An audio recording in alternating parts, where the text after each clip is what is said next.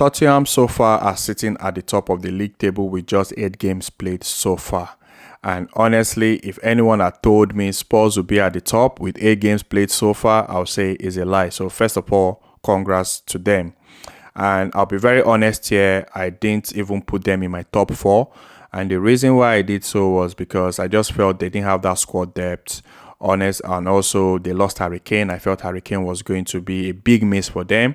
And Postecoglou, I actually felt his first season he was going to struggle because he's a new manager. He's coming to a new league, so probably he will need time to understand the league, to pass the message to the players. Because I always believe whenever managers comes into a club or into a league, they need time to be able to pass their message, to be able to implement their style of play. Some managers come, they hit the ground running, and some managers need time. Probably that first season is like a trial and error. But so far for Postecoglou, it seems he has hit the ground running. The players know what he wants from them. We can all see his style of play. So congrats to him. I don't think we should underrate them. I don't think Tottenham should be underrated this season because they play very well.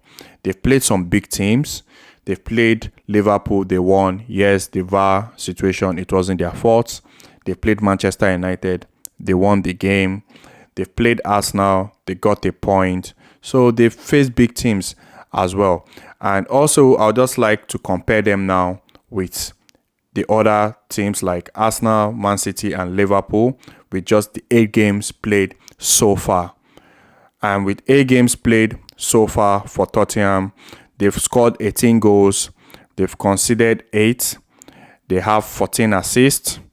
And when it comes to their defending, they've kept 3 clean sheets. For Arsenal with 8 games played so far, Arsenal have scored 16 goals. They've conceded 6. And they have 9 assists. And when it comes to their defending, they've kept 4 clean sheets. For Manchester City, with just 8 games played, they've scored 17 goals. They've conceded 6. And they have 13 assists. And with their defending, when it comes to their defending, they have 3 clean sheets. As for Liverpool have played 8 games so far. They've scored 18 goals. They've conceded 9. They've kept 10. They have 10 assists. And so far, when it comes to their defending, they've kept 1 clean sheet. So I don't think Spurs should be underrated because we can see here they've kept clean sheet. They've scored more goals, but yes, they've conceded more goals as well.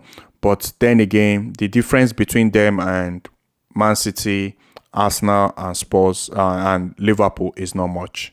The difference is not much. So I don't think people should underrate them because it seems everyone is like, they'll fall off. And honestly, I'm beginning to think it might be difficult for them to fall off if they stay fit because they are not in the Champions League. They are not in the Europa League. If they're able to keep the players fit, they might not fall off from that top 4 this season. They might be able to qualify for top 4.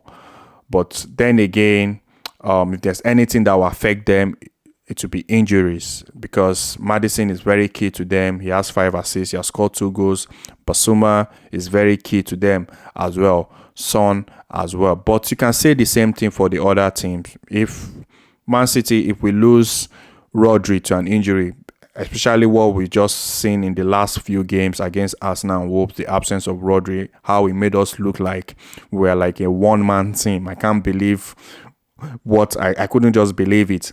But if we lose Rodri, that will really it will be a big blow for us. If Arsenal lose someone like Declan Rice or Saliba, that can be a big blow for them. If Liverpool lose maybe Van Dijk or Sabrosa or McAllister, that can be a big blow for them. So I don't think they should be underrated because if they stay fit, considering how well they play, considering how well they are creating chances and how they are scoring goals, they should be able to maintain that top 4. It's possible. It's really possible. Like, I won't rule them out. Honestly, I won't rule them out from making top 4. And also, when it comes to winning the league, I won't rule them out from winning the league. Honestly, I won't rule them out from winning the league. Is it possible? Of course, it's possible. You can't say it's not possible. But yes, Man City Arsenal, Liverpool are the favorites ahead of them.